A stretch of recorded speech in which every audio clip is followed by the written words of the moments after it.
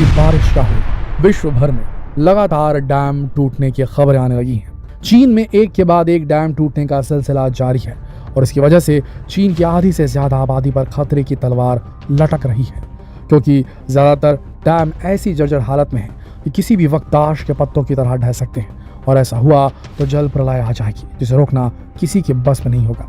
आखिर इतने पैसे और रिसोर्सेज यूज करके बनाए गए डैम एक के बाद एक क्यों टूट रहे हैं? क्या ये नेचुरल है या कोई साजिश? जानने के लिए वीडियो को अंत तक जरूर देखें। 21 जुलाई को चीन में आई भारी बाढ़ के बाद 2 हाइड्रोलिक डैम टूट गए, जिसकी वजह से 100 से ज्यादा गांव प्रभावित हो गए। चीन के मंगोलिया प्रांत में आने वाली भारी बारिश ने 1 लाख से ज्यादा लोगों को प्रभावित कर दिया है। सड़कें नदियों में बदल गई हैं और पानी के तेज बहाव के साथ सब कुछ बह गया है। यही डैम मंगोलिया के अंदरूनी क्षेत्र में बने हुए थे, जिनकी कुल water reservoir capacity 146 cubic metre थी। दोस्तों, ये पहला मौका नहीं है जब बाढ़ की वजह से हालात बेकाबू हुए हैं।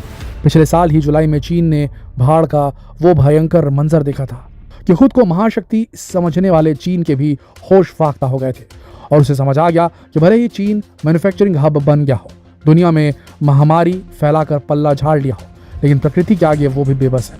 अब सवाल ये उठता है कि आखिर क्यों चीन में प्रकृति इस तरह तांडव मचाने पर तुली हुई है? क्यों एक के बाद एक डैम्स फेल होते जा रहे हैं? जबकि चीन को हमेशा से अपनी टेक्नोलॉजी और कंस्ट्रक्शन कैपेसिटी पर बहुत नाज रहा है, लेकिन एक के बाद एक जिस तरह उसके डैम टूट रहे हैं, इसने चीन के लोगों के मन में एक अनजाना सा भय भर दिया है। वो हर पल डर के साए में जी रहे हैं, क्योंकि चीन ने अपनी हर नदी पर हजारों डैम बनाए हुए हैं जो कि किसी भी पल टूटने के लिए तैयार खड़े हैं। चलिए चीन में डैमों की हालात के बारे में थोड़ा विस्तार से चर्चा करते हैं। दोस्तों, चीन ने अपने देश में अलग अलग नदियों पर 98,000 से अधिक डैम बनाकर पानी को बांधने की कोशिश की है, ताकि वो पानी को दूसरे देशों में जाने से रोक पाए। लेकिन अब चीन खुद ही अपने पानी में डूबने लगा है।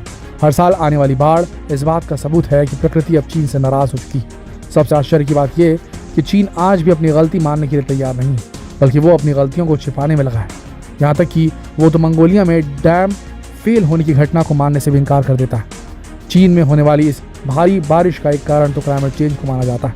इसके अलावा कुछ एक्सपर्ट्स इसके पीछे चीन के बनाए गए हजारों डैम्स को वजह भी बता रहे हैं। साइंटिस्ट के अनुसार जब इतनी अधिक संख्या में बांध बनाए जाते हैं तो बारिश होने पर वो पूरी तरह भर जाते हैं। फिर बांध पर पड़ने वाले दबाव को कम करने के लिए पानी को नदियों में छोड़ा जाता है, जिसकी वजह से नदियों का जल स्तर बढ़ जाता है। इसके अलावा एक वजह बढ़ती जनसंख्या भी है। पहले नदियों के आसपास इतनी घनी आबादी नहीं होती थी, जिसकी वजह से बाढ़ का पानी सूख जाता था, लेकिन अब यहाँ चारों तरफ इंसानी आबादी अब बन चुकी है, जिसकी वजह से जो बांध पहले बाढ़ के खतरे को कम करने के लिए बनाए जाते थे, अब वही इन बाढ़ की सबसे बड़ी वजह बनते जा रहे हैं। अगर चीन में कुछ डैमों की बात की जाए तो 2019 तक चीन में बांधों की संख्या 23,000 के आसपास थी, और आपको जानकर आश्चर्य होगा कि ये दुनिया में मौजूद कुल डैमों की 41% का हिस्सा था। और अगर इसमें दूसरे छोटे बड़े डैम्स को भी मिला दिया जाए तो ये आंकड़ा 98,000 तक पहुंच जाएगा। और पूरी दुनिया में कहीं भी इतने ज़्यादा बांध नहीं है। और चीन ने इतने सारे डैम क्यों बनाए हैं? इसका कारण तो उसकी ऊर्जा ज़रूरत की पूर्ति करना है, क्योंकि चीन को एक बड़ी आबादी के लिए बिजली ज़रूरत को पूरा करना होता है। और जैसा कि सब जानते हैं कि चीन एक मैन्युफैक्चरिंग हब है, ये लगभग हर दूसरे घर में एक फैक्ट्री चला रहा है, इसलिए उसे बहुत अधिक मात्रा में बिजली की ज़रूरत पड़ती है, जिसे पूरा करने के लिए उसने नदियों पर डैम बनाकर बड़ी बड़ी ऊर्जा इकाइयाँ लगवा दी हैं। इसके अलावा एक कारण चीन की स्वार्थी सोच भी है, जिसके चलते चीन नदियों के पानी को दूसरे देशों में जाने से रोक देता है, क्योंकि चीन की ज़्यादातर नदियाँ वहाँ से बहकर दूसरे देशों में जाती है। इनमें से हमारे देश की एक प्रमुख नदी है ब्रह्मपुत्र नदी, जो कि चीन से बहकर भारत में आती है। लेकिन चीन की नीति अब चीन पर ही भारी पड़ने लगी है। चीन में कई बांध दशकों पुराने और ये कभी भी टूट सकते हैं। पिछले साल आई बाढ़ में चीन की अर्थव्यवस्था को 83,000 करोड़ रुपए का नुकसान हुआ था। तब चीन के हुबेई प्रांत में 3 गॉर्जस डैम की सुरक्षा को लेकर भी सवाल उठाए गए थे। यह दुनिया का सबसे बड़ा बांध है दोस्तों। इस बांध के बनने से चीन के 12 शहर, 140 कस्बे और 1300 गांव पानी में डूब गए और 12 लाख लोगों को कहीं और जाकर बसना पड़ा। लेकिन पिछले साल इस बांध से आई बाढ़ में 150 लोगों की मौत की पुष्टि हुई थी। 30 लाख लोगों को अपना घर छोड़ना पड़ा था और चीन की अर्थव्यवस्था को करोड़ों रुपए का नुकसान हुआ था। लेकिन चीन ने इस घटना से कोई सबक नहीं लिया और वो आज भी उसी तेजी से नए डैम को बनाने में लगा हुआ है। चीन ने मेकोंग नदी पर 11 बड़े बांध बनाए हैं। ये दुनिया की सबसे बड़ी नदियों में से एक है, जो चीन से निकलती है और म्यांमार और लाओस, थाईलैंड, कंबोडिया और वियतनाम जैसे देशों तक पहुंचती है।